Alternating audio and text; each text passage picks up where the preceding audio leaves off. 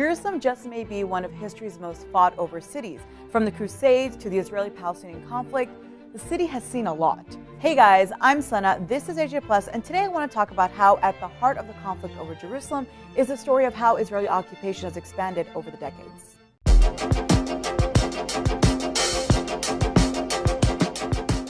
Jerusalem is home to some of the holiest sites to the three Abrahamic faiths, the al-aqsa Mosque, the Western Wall, and the Church of the Holy Sepulchre. While the Israeli-Palestinian conflict has many different dimensions, control over Jerusalem has always been a really central and symbolic feature of it. And at the heart of the conflict over Jerusalem is the story of how Israeli occupation has expanded over the decades. Now, let's rewind a bit to 1947 when a United Nations Special Committee produced the first two-state solution, a plan to partition the British Mandate of Palestine, as it was known then, into Jewish and Arab states. While Britain's 1917 Balfour Declaration promising a homeland prompted migration to Palestine by a minority of European Jews, it was only after the horrors of the Nazi Holocaust that the United World Body decided to push ahead with the creation of a nation-state envisioned in the partition plan. The problem was, though, that there were already people living there, Palestinian Muslims and Christians. So the plan was to partition the land into one country for Palestinians and another for Jews, although Palestinians made up the majority of the population in the land. So who would Jerusalem, a city holy to Christians, Jews, and Muslims alike, belong to?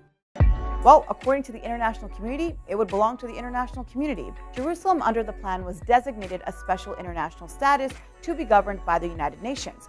And while that was the plan, that's not really how things panned out for the Holy City.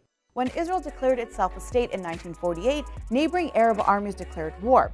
It's been called the First Arab-Israeli War, or as Israel refers to it, the War of Independence. And the result? Israel captured land, a lot more land than the partition plan had given it. The UN partition had given 55% of territory to the Jewish state and 45% to the Arab state.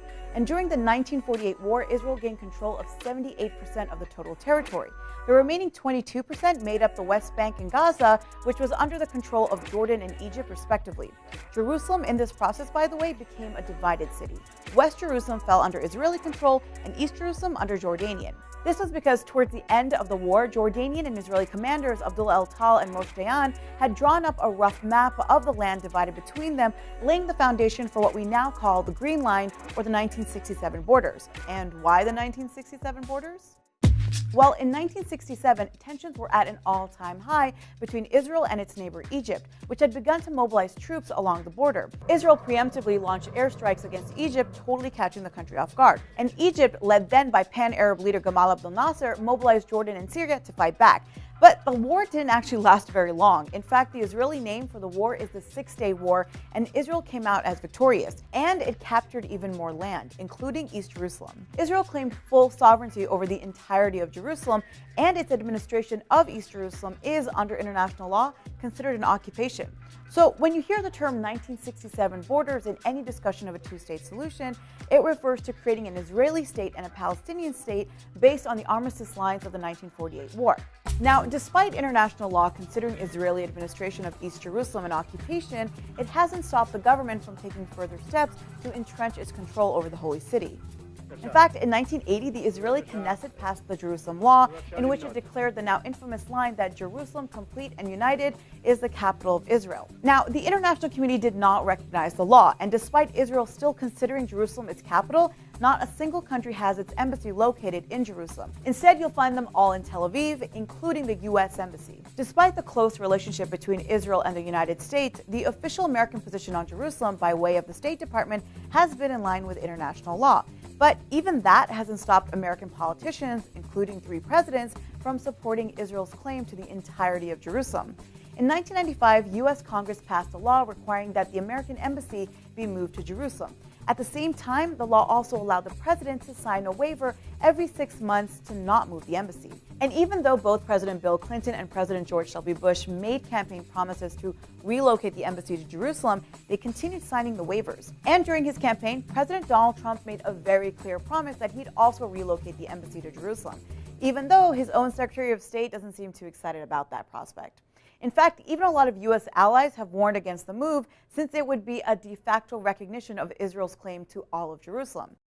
But regardless of where embassies end up, the situation on the ground in Jerusalem isn't changing anytime soon, especially for Palestinians. Palestinians, both Muslims and Christians who live under Israeli administration, are not given Israeli citizenship. Instead, they're considered to be permanent residents, meaning they have the same status as other non-Jewish immigrants, even if their families have been there for generations, even if they were born and raised there. And that's a status that can be revoked, resulting in a loss of residency. And that move is part and parcel of a deliberate policy by Israel since 1967 to cement its grip on the city.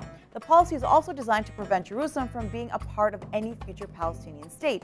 And another big part of the strategy has been building settlements in East Jerusalem in violation of international law. Those settlements, by the way, separate Palestinian parts of Jerusalem from the West Bank, a separation that's also marked by the building of the wall.